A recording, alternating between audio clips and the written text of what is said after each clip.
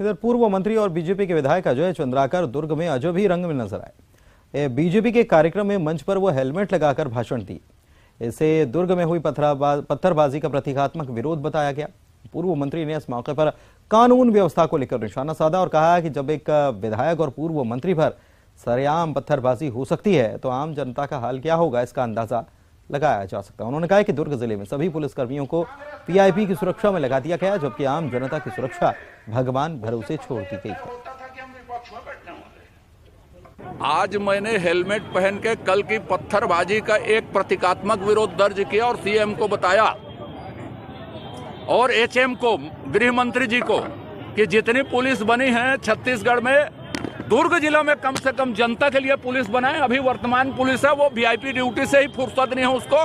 किसी का कुत्ता देख रहे हैं तो किसी की बाल बच्चे औरत तक की रखवाली कर रहे हो या खाली घर की रखवाली कर रहे हैं। यही काम दुर्ग पुलिस का बाकी है।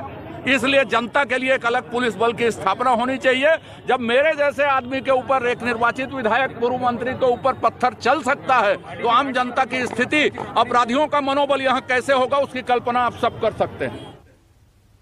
रायपुर में बीजेपी नेता अजय चंद्राकर के कार्यक्रम में पथराव को लेकर सियासत तेज हो गई। बीजेपी के प्रदेश महामंत्री ओपी चौधरी ने कांग्रेस पर निम्न स्तर की राजनीति के आरोप लगा दिए और कहा कि सत्ताधारी दल कांग्रेस डर गई है। अजय चंद्राकर जी की सभा थी। उस सभा में अजय चंद्राकर जी के साथ साथ दयालदास बघेल जी, वहां के जिलाध्यक्ष, वहां के भारतीय जनता पार्टी के पार्षदगण, सभी वरिष्ठ जन वहां पे उपस्थित थे। माताएं बहनें भी वहां उपस्थित थी और वहां पर पथराव हुआ। पूरे पुलिस की उपस्थिति में, प्रशासन की उपस्थिति में, सबको सूचित होने के बाद किए जा रहे कार्यक्रम इस तरह का पथराव हुआ है। ये कांग्रेस के राजनीति के तरीके को सबके सामने लाकर रख देती है। रायपुर में खुले में मेडिकल वेस्ट फेंका गया, जिसके बाद अस्पताल प्रबंधन पर 25,000 रुपए का जुर्माना लगा दिया गया। यह मामला सरोना स्थित संकल्प अस्पताल का है, जिस पर यह जुर्माना लगाया गया है। खुले में मेडिकल वेस्ट फेंकने पर यह 25,000 रुपए का जुर्माना लगाया है और नगर निगम ने इस कार्रवाई को अंजाम दिया है।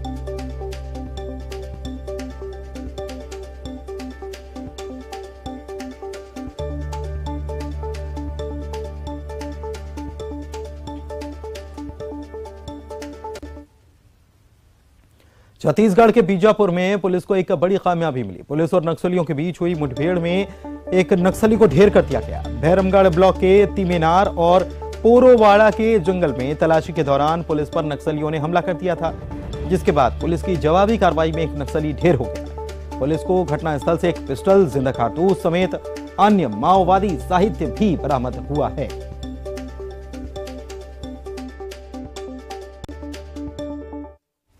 क्षेत्रांतर्गत नवीन कैंप जेटेपाल से डीआरजी और एसटीएफ की संयुक्त पार्टी स्थानीय सूचना के आधार पर निकली थी कि वहाँ पर एक माओवादियों की एक टीम वहाँ पर लगातार जो भी हमारा बल निकल रहा है उसकी रेकी कर रही है। ये टीम का नेतृत्व माओवादियों की तरफ से हमारी उनकी टीम के प्रभारी सोनू नाम का माओवादी कर रहा था।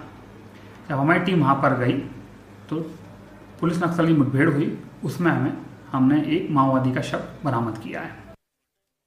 जांजगीर चांपा से बड़ी खबर, यहां पर देवरी डैम में 2 स्कूली छात्र डूब गए। पिकनिक मनाने के लिए छात्र डैम पर गए थे, लेकिन पिकनिक घर पर नहीं पता था कि ये पिकनिक मनाने गए। पैर फिसलने से डैम में दोनों छात्र डूब गए। दरअसल ये स्कूल गए थे और स्कूल जाने का बहाना करते हुए ये पिकनिक की तरफ निकल गए और यहां हादसा हो गया। दोस्तों के साथ पिकनिक मनाने के लिए गए थे। बलौदा थाना क्षेत्र के देवरी डैम की घटना है। अब गोताखोरों की टीम तलाश में लग गई है इनकी पतासाजी करने के लिए। दिव्यांश कटकवार और प्रांजल देवांगन इन दोनों के नाम हैं। बलौदा थाना क्षेत्र के दोनों छात्र रहने वाले हैं। रोहित शुक्ला हमारे संवाददाता हमारे साथ जुड़े हुए हैं, उनसे इस मामले में अपडेट ले लेते हैं। रोहित, दोनों छात्रों का कुछ पता लग पाया? कौन सी कक्षा के ये छात्र थे? देखिए पुनीत, अभी तक तो पता नहीं चल पाया। हालांकि गोताखोरों की टीम जो है लगातार प्रयास कर रही और ये कक्षा 11वीं के छात्र थे। एक छात्र जो है स्वामी आत्मानंद स्कूल में पढ़ता था, तो दूसरा छात्र जो है वही बलौदा स्थित जय भारत स्कूल में पढ़ता था। और सबसे बड़ी ये कहा जाए विडंबना कि इन लोगों ने अपने घर वालों को बिना बताए जो है पिकनिक गए थे। इसमें 8 जो छात्र हैं वो लोग पिकनिक मनाने गए थे। ये बलौदा से ही कुछ दूरी पर जो जंगल एरिया है वहां पे ये देवरी डैम है। तो यहाँ 8 लोग जो है अपने दोस्तों के साथ गए थे पिकनिक मनाने और उसी के दौरान ये नदी के किनारे में जो है समोसे खा रहे थे। अचानक पैर फिसलने से ये हादसा हुआ और उसके बाद जो है आनंद फानंद में ये लोग बचाने का प्रयास करते रहे, चिल्लाते रहे, लेकिन वो नदी के तेज धार में बहते चले गए। और अब जो है गोताखोरों की टीम पहुंची हुई है। हालांकि प्रयास किया जा रहा है, लेकिन जो खोजने का प्रयास किया जा रहा है उसमें अंधेरे होने की वजह से काफी दिक्कत आ रही है।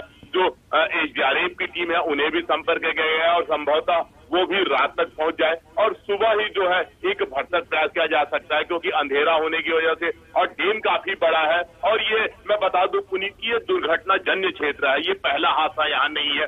ये अगर कहा जाए तो हर साल यहाँ दर्जनों हादसे होते हैं, बावजूद लोग यहाँ पर तो जाते हैं पिकनिक और इस तरीके से लापरवाही और जिस तरीके से इन स्कूली छात्रों ने एक लापरवाही बरती है, बिना घर वालों को बिना परिजनों को बताए स्कूल जाने के बहाने जो गए थे, ये बड़ा दुखद है। अब चूंकि ये हादसा हो गया है, बिल्कुल हादसा हो गया। अब इनकी तलाश लगातार की जा रही। बहुत शुक्रिया रोहित आपका इस जानकारी के लिए।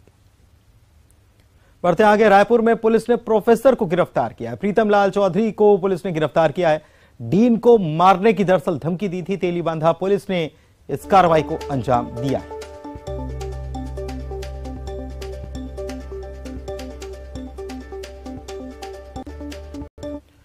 और बिलासपुर से खबर आपको बता दें, हिस्ट्री शीटर गोलीकांड के मामले में 4 गिरफ्तारियां और हुई हैं। आरोपियों को लेकर बिलासपुर पुलिस पहुंच चुकी है। दिल्ली से इनको गिरफ्तार किया गया था और अब पुलिस पहुंची है। आरोपियों को लेकर चारों को कोर्ट में पेश किया गया है और 3 दिन की पुलिस रिमांड मिली है चारों के लिए। मामले में अभी तक 11 आरोपियों की पेशी पुलिस करवा चुकी है।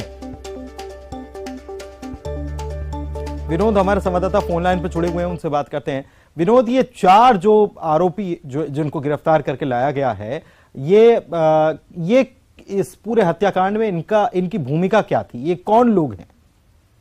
देखिए, ये तमाम जो लोग हैं ये कपिल त्रिपाठी से जुड़े हुए लोग हैं और इनकी गिरफ्तारी लगातार जो कर रही है पुलिस, तो उसके पीछे सबसे बड़ा कारण ये है पुलिस कि अभी तक जो शूटर्स हैं उनकी गिरफ्तारी नहीं हो सकी है। तो अभी इससे पहले जो कपिल त्रिपाठी और उनके 2 अन्य साथी थे, कल उनको 2 दिन की पुलिस रिमांड पर लिया है पुलिस ने पूछताछ करने के लिए, क्योंकि कोर्ट में यही दलील दी है पुलिस के माध्यम से कि चूंकि अभी शूटर्स गिरफ्तार नहीं हुए, उनकी गिरफ्तारी करना शेष बचा हुआ है, उस लिहाज से उनकी रिमांड चाहिए। और आज भी जो 4 लोग दिल्ली से लाए गए हैं, चूंकि दिल्ली से लाना था इसलिए ट्रांजिट रिमांड पर इनको लाया गया है बिलासपुर और फिर आज कोर्ट में पेश किया गया है।